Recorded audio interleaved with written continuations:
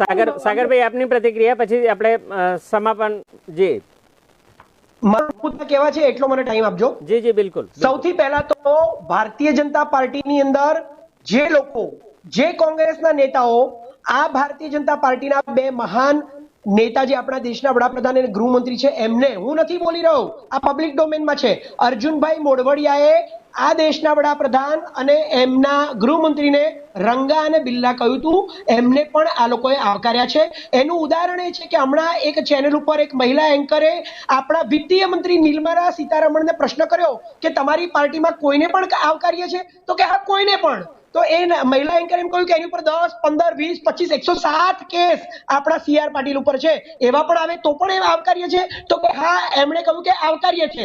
અને એનું સૌથી મોટું ઉદાહરણ હમણાં કર્ણાટકમાં આપણે જોયું કે જે વ્યક્તિના 3000 બળાત્કારના વિડીયો આખા કર્ણાટકમાં વાયરલ થયા છે એ આપણા પૂર્વ વડાપ્રધાન શ્રી HD દેવેગૌડાનો છોકરો પ્રજ્વલા રેવન્નાના 3000, એમાં 15 વર્ષથી છોકરી લઈને 65 વર્ષની સ્ત્રી ઉપર બળાત્કાર કરેલા વિડીયો વાયરલ થયા છે.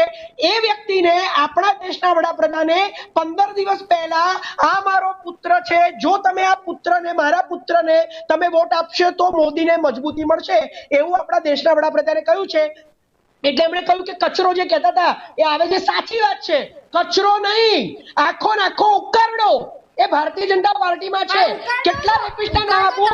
વચ્ચે નહીં બોલો, હવે વચ્ચે નહીં બોલો, આ સાબિતી છે, આ સબૂત છે, આ સબૂત છે, વચ્ચે નહીં બોલો, વચ્ચે નહીં. એમનું માઇક મ્યુટ કરો પ્લીઝ, નરેશભાઈ એમનું માઇક મ્યુટ કરો, એમનું માઇક મ્યુટ કરો, એમનું માઇક મ્યુટ કરો. તમે મને કહ્યું હતું નરેશભાઈ પ્લીઝ, નીલમબેન તમે વાત કરતા હતા ત્યારે સાગરભાઈ એમનું માઇક મ્યુટ કરો, નહીં બોલું આગળ, એમનું માઇક મ્યુટ કરો. નીલમબેન મારે આપનો અવાજ મ્યુટ કરવો પડશે. નીલમબેન મારે આપનો અવાજ મ્યુટ કરવો પડશે પ્લીઝ. બ્રિજભૂષણ શરણસિંહ બળાત્કારી છે, કપિલ સેંગર બળાત્કારી છે, શાહનવાઝ હુસૈન બળાત્કારી છે, રામ રહીમ બળાત્કારી છે, આસારામ બળાત્કારી છે, નારાયણ સાઈ બળાત્કારી છે. બોલો કેટલા બળાત્કારીઓના નામ આપું? રામ કુપાલ. ઇવન કર્ણાટકના પૂર્વ મુખ્યમંત્રી યેદુરપ્પા ઉપર પોક્સો એક્ટનો કેસ ચાલી રહ્યો છે. યેદુરપ્પા કર્ણાટકના મુખ્યમંત્રી ઉપર પોક્સો એક્ટનો કેસ ચાલી રહ્યો છે. આવા તમામ લોકોને અવાજ મ્યુટ કરવા પડશે, મહેરબાની કરો. આપણે ડિબેટની ગરિમા મને બીજો જવાબ આપો. આ વાત પતી ગઈ, આ વાત પતી ગઈ, આ વાત પતી ગઈ. હવે એમણે કહ્યું કે આત્મનિર્ભર છે, નોકરીઓ આપવામાં આવી છે.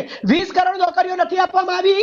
કેન્દ્રમાં 30 લાખ સરકારી પદો ખાલી છે ને એટલા જ 30 લાખ સરકારી પદો રાજ્યોની સરકારોમાં ખાલી રહે છે. 60 લાખ સરકારી પદો ઉપર આ 10 વર્ષમાં એક પણ નોકરી નથી આપી. અને જો આપી હોય ને, તમે કહેતા હોય ને કે આ 5મી અર્થવ્યવસ્થા બની ગઈ છે, તો 80 કરોડ લોકોને તમે 5 કિલો રાશન માટે મજબૂર અને ભિખારી કરી નાખ્યા છે.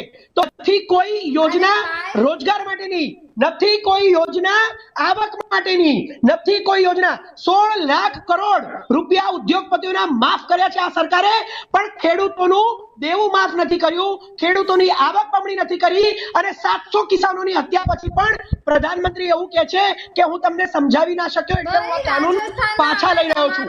દરેક ક્ષેત્રે આ સરકાર એ નિષ્ફળ રહી છે.